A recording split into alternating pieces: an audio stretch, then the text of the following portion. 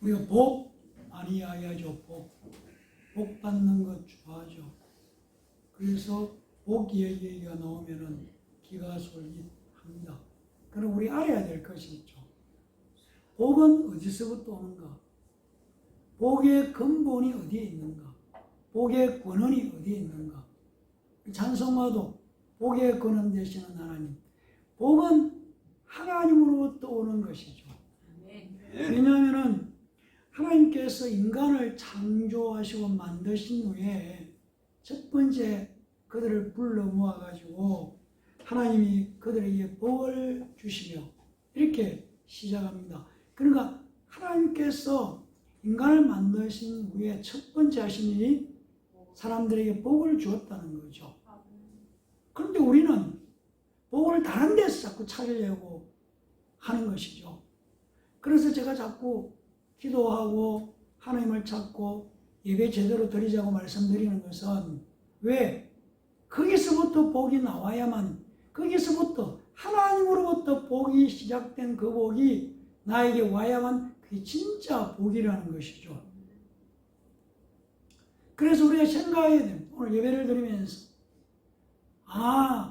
나한테 내게 집을 사주실 분도, 나를 끝까지 도와주실 분도, 나를 잘못 가면 가르쳐 주실 분도, 끝까지 책임지고 사랑해 주실 분도 내 구주 예수시라는 것을 그리고 확실하게 인정해야 되는 것이죠. 집을 어떻게 해가 사는 게 아니고 그 집을 사게 하시는 분이 예수님이시라는 거죠. 여러분, 우리가 예수님이 내 집을 사고 내 사업을 잘하게 되고 내 건강을 책임져 주시고 우리 가정에 복을 준다는 것을 알면은 찾지 않겠냐는 거죠. 그분께 하나님께 복을 달라고 찾아서 애쓰지 않겠냐는 거죠. 그런데 이것을 복의 근원이 하나님이시라는 것을 깜빡하고 있으니까 우리가 자꾸 다른 길로 기웃거리고 있다는 것이죠. 그래서 저는 여러분들에게 이 고백을 하기를 원합니다. 나는 예수로 승부해야 되겠다. 나는 세상의 어떤 방법으로 성공하는 것을 바라지 않고 예수로만 성공하겠습니다. 그래서 예수님, 나를 꼭 성공시켜 주십시오. 사람들이 나를 볼 때 저 사람은 예수로 성공한 자라고 보기를 원합니다. 그래서 예수님 반드시 나를 성공시켜 주세요. 내 주위에 있는 모든 사람들이 나를 얕잡아보고 등을 돌린 것 같은 그런 상황 속에서도 예수님은 내 곁을 항상 지켜주시겠다고 약속하셨다는 것을 나는 묻고 기억합니다. 이 고백이 우리에 있어요. 그래서 예수가 진짜 복의 근원인지를 알기 위해서 만나야 되고 찾아야 되고 부르짖어야 되고 그것으로 말미암아 성공을 경험해야 하는 것이죠. 예수님이 말씀하셨습니다. 마태복음의 마지막 28장 20절에 볼지어다 보라는 것이죠. 내가 세상 끝날까지 너희와 항상 함께 하겠다. 임마누엘, 예수님이 나와 함께 하신다는 거죠. 누구의 말씀입니까? 예수님이 말씀하셨습니다. 그러면은 거기에 이의를 달고 이유를 댈 필요 없이 그게 예수님의 말씀이니까 믿어야죠. 그래서 그냥 함께 계신다고 믿는 거죠. 나 혼자 아니다고 믿는 것이죠.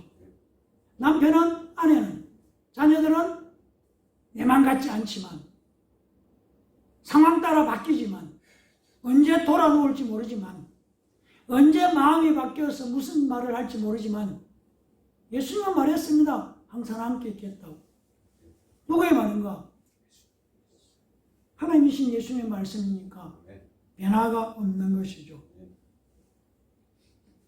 임마누엘, 내 주위를 아무리 돌아봐도 막혀있고 사면이 다 막혔습니다.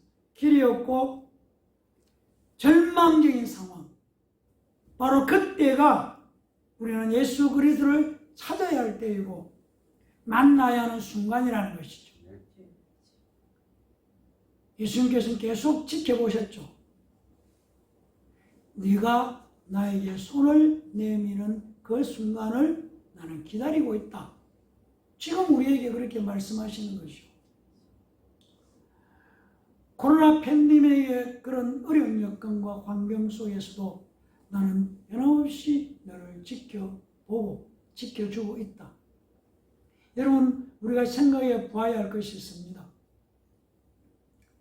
코로나 팬데믹이 지났기 때문에 우리 주변에 행사도 많아지고 사람도 만나야 될 일이 많아지기 때문에 주일날 사람 만나자고 이곳저곳에서 연락 올 상황이 계속 일어나는 것이죠. 여기서 우리는 주의를 지키겠다는, 왜? 복이 하나님께로부터 오기 때문에 그 복을 나는 받아야 될 사람이기 때문에 내가 누군가 그 사람을 만난다고 그 사람이 나에게 복을 주는 사람이 아니기 때문에 믿음은 그걸 분명히 아는 것이죠. 그래서 내가 오늘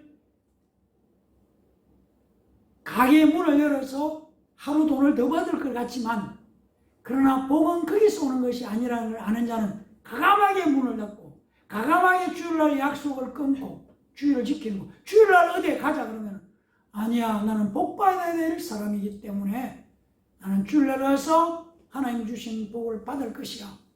그게 확실하게 세워지지 않으면은 2, 3년 동안은 3년간 눌려있던 만남들 때문에 여기도 가자 저기도 가자 베트남도 가자 싱가포르도 가자 캄보디아도 가자 괌도 가자 이런 일들이 우리 주변에 계속 일어날 것이라는 것을 우리는 예상하셔야 되는 것이죠. 우리는 거기서 결단해야 합니다. 나의 상황, 여건, 환경 모든 것들이 모두가 절망적일 수 있는 상황일 수 있습니다. 그래서 우리는 그런 상황과 여건을 만날 때마다 끝이라고 생각하고 포기하려고 합니다. 그러나 우리가 다시 기억해야 합니다. 예수 그리스도 그 안에서는 절망이 없다는 얘기입니다. 예수 없는 상황 속에서 절망하고 힘들어하고 좌절하고 주저앉지만 예수님이 계시기 때문에 예수 안에서는 절망이 없습니다. 우리에게 영원한 소망이 예수님이시라는 것이죠. 그래서 우리가 위기의 순간에도 좌절할 수 있는 순간에도 절망의 순간에도 우리는 예수 이름으로 기도하는 것이고 예수 이름으로 도움을 구하고 예수 이름으로 살려달라고 부르짖는 것이죠. 왜 그렇습니까? 성경이 그렇게 약속하셨습니다. 예수님께서 요한복음 14장 13절 14절을 보면은 너희가 내 이름으로 무엇을 구하든지 내가 행한다 해주겠다는 것이죠. 내 이름으로 무엇이든지 내게 구하면은 내가 그것을 이루어 주시겠다. 누가? 예수님이 약속하셨어요.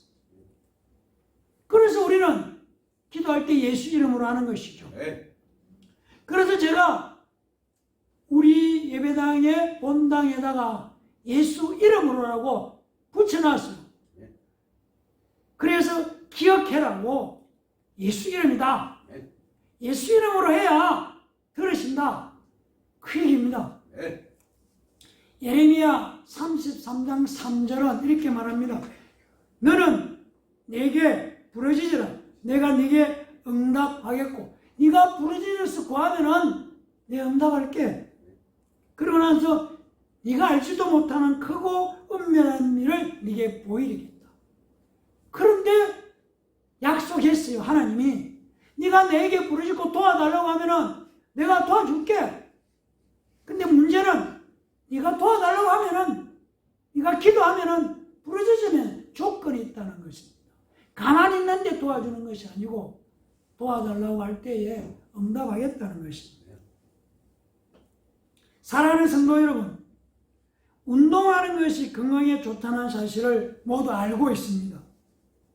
그러나 알면 뭐합니까? 실제로 운동하는 사람은 일부분밖에 없다는 것이죠. 그래서 좋다는 것을 아는 지식과 실제로 행동하는 실천은 별개라는 것이죠. 기도하면 하나님이 해결해 주신다는 걸 알면 뭐하냐는 것이죠. 기도를 안 하고 있는데.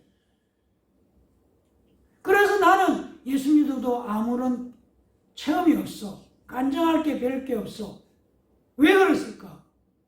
간증을 할 수 있는 무슨 이적이나 무슨 역사가 나타나게 해달라고 기도를 안 했으니까 간증할 것이 무언가가 당당히 내줄 것이 없지 않느냐는 얘기입니다. 기도하면 된다는 것을 알고 있으면서도 기도하지 못하는 모순이죠.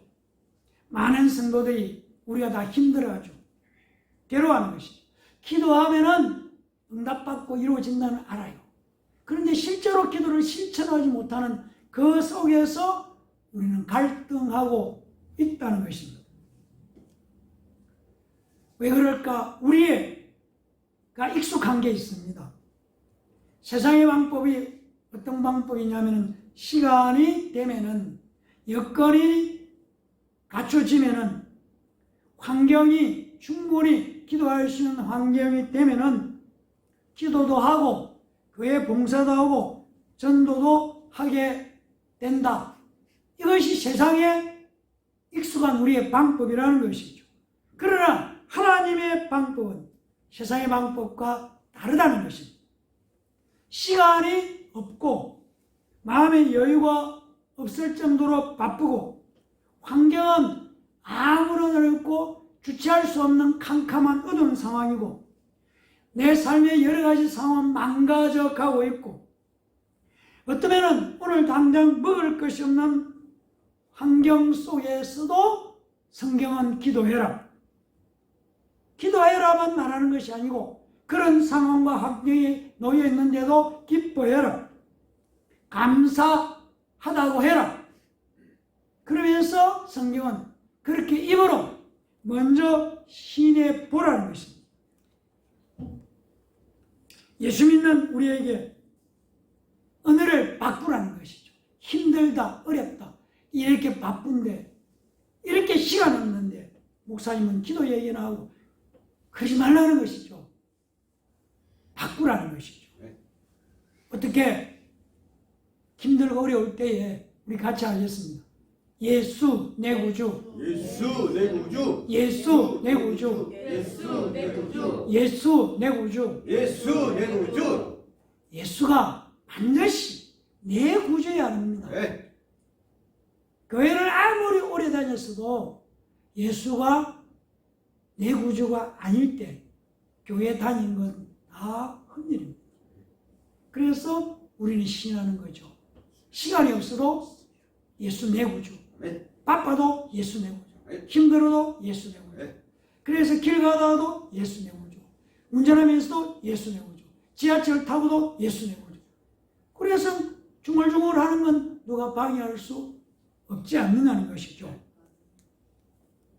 오늘 우리가 함께 나누었던 히브리서 1장 말씀은 이럽니다. 옛적의 선지자들을 통하여 여러 모양과 여러 모양으로 우리 주 하나님께 말씀하신 하나님이 2절 이 모든 날 마지막에 아들을 통하여 우리에게 말씀하셨으니 이 아들을 만유의 상속자로 세우시고 또 그로 말미암아 모든 세계를 지으셨다. 1절 2절은 그렇게 말합니다. 1절 2절을 보면은 말씀하신 하나님입니다.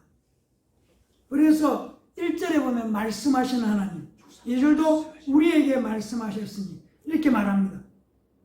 말씀하신 하나님이 말씀하셨다는 것입니다. 하나님은 항상 말씀으로 자신을 나타내시는 분이신 것이죠. 그래서 우리가 자꾸 성경을 말하고 성경을 가까이 하라는 것은 그 성경을 통해서 들려주는 말씀을 들어야 하기 때문에 말씀하시는 방법의 차이는 있습니다. 바로 1절에 보면 옛적에, 그런데 2절은 이 모든 날의 마지막에 이렇게, 그리고 그러니까 시간적으로 비교를 하고 있는 것이죠.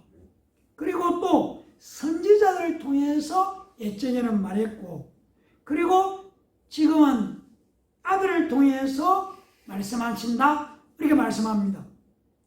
아들은 유일하신 분을, 예수 그리스도를 말씀하시는 것이죠. 그리고 또 1절 2절에 보면 우리 조상들에게 예전에 말씀하셨는데, 그 다음에 2절은 우리에게, 나에게 말씀하신다 이렇게 말씀하고 있는 것이죠.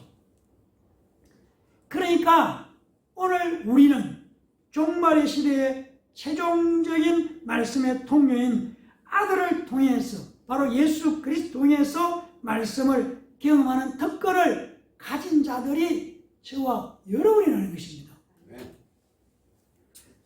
아들은 종들, 선지자들과 달리 아버지의 뜻과 계획을 하나님 아버지와 함께 하셨고, 아버지의 뜻을 가장 잘 알고 가장 잘 말씀할 수 있으신 분이신 것이죠. 그리고 성경, 오늘 우리가 읽은 성경은 아들을 만유의 상속자로 세우셨다고 말씀하고 있습니다. 그리고 아들로 말미암아 모든 세계를 지으셨다고 1절 2절은 말씀합니다. 아들은 아버지와 함께 창조의 주체자로 모든 피조물과는 구별된 확실한 지위를 가지고 계신 분이시죠. 그리고 약속하신 대로 계속해서 오실 것이라고 약속하신 대로 오신 분이 바로 예수 그리스도이십니다. 하나님은 예수 그리스도를 통해서 우리의 구원과 하늘의 온갖 신령한 은혜를 부어주시는 것이죠. 그래서 계속 예수 얘기하는 것은 바로 예수님을 통해서 하나님의 방법이 예수 그리스도를 통해서 축복하시는 것이죠. 왜 자꾸 우리가 예수 얘기하는가를 분명히 이해하시고 깨달아야 되는 것이죠. 3절 보면 이렇게 말합니다. 이는 하나님의 영광의 광채시오 그 본체의 형상이시라 그의 능력의 말씀으로 만물을 붙드시며 죄를 정결하게 하는 일을 하시고 높은 곳에 계신 지극히 크신 이의 우편에 앉으셨다라고 말씀하고 있습니다. 예수 그리스도가 바로 하나님의 영광의 광채시고 본체의 형상이시다. 예수 그리스도는 그의 능력으로 만물을 지금 현재 붙들고 계신다는 것이고, 다르게 말하면 예수 그리스도의 능력의 말씀 없이는 만물이 유지될 수가 없다는 것입니다.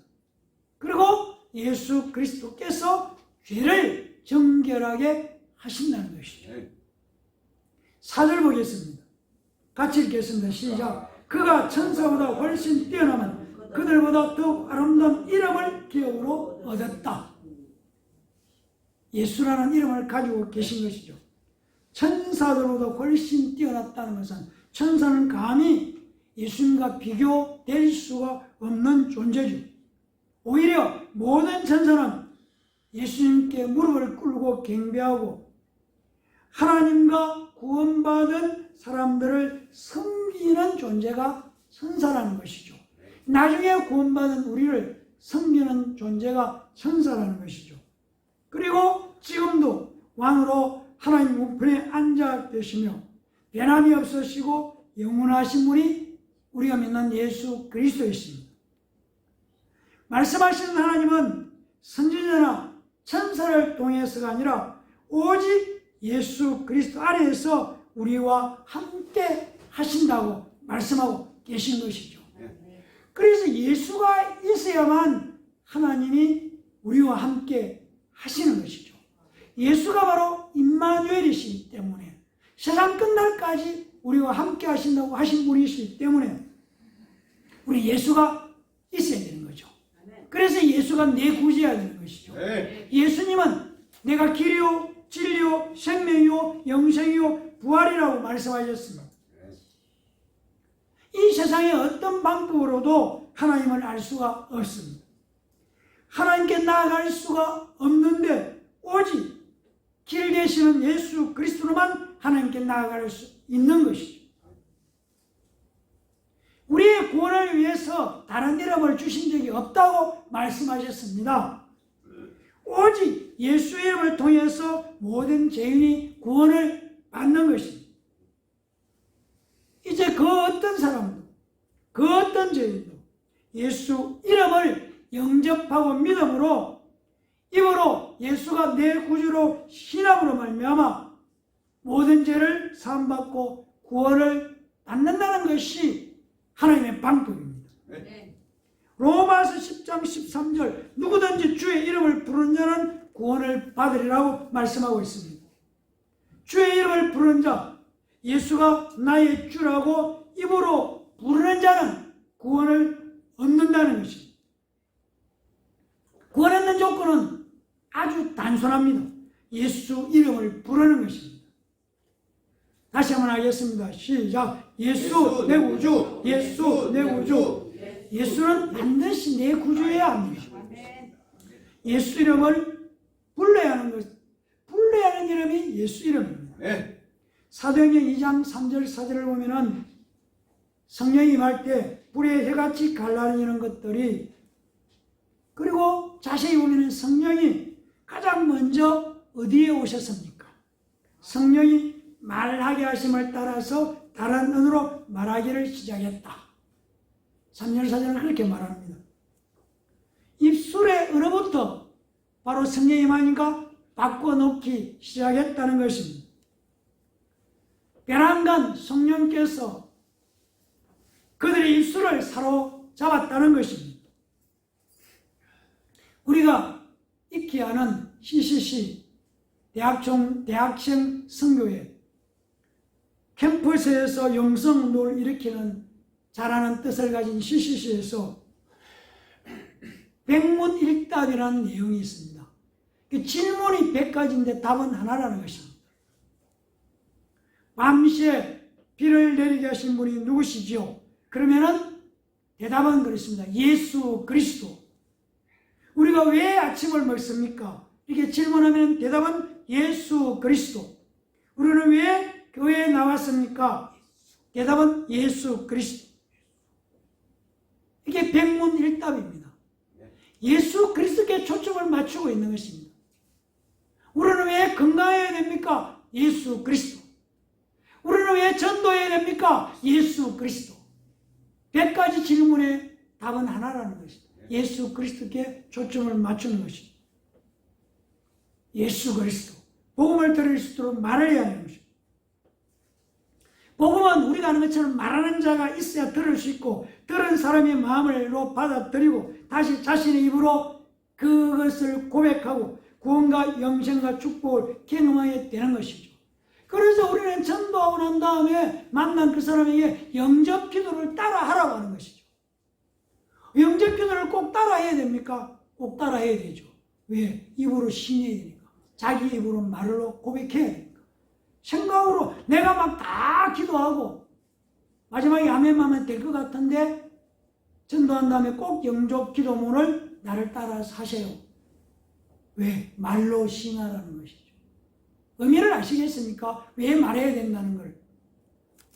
그래서 말을 하지 않고 복음을 전하는 것은 매우 어렵다는 것이죠. 하나님 말씀이 우리가 하는 말에 들어가게 되면 인간을 구원하고 인간을 살리고 인간을 행복하게 하고 인간을 기쁘게 하고 인간을 축복받게 하고 인간의 부유함을 누리게 할 수 있다. 우리가 복음의 말을 가지고 그 말을 선포할 때에 예수 그리스도의 복음의 말씀을 내가 듣고 내가 그것을 다시 입으로 신하면 그것이 내 것이 되는 것이죠. 성경의 말씀을 다시 입으로 말을 하라고 자꾸 하는 내가 신할 때 내 것이 되는 거죠. 신해야 되는 것이죠. 말을 해야 하는 것이죠. 성경은 말을 하라고 합니다. 그래서 성경이 하나님의 말씀하시는 하나님이다.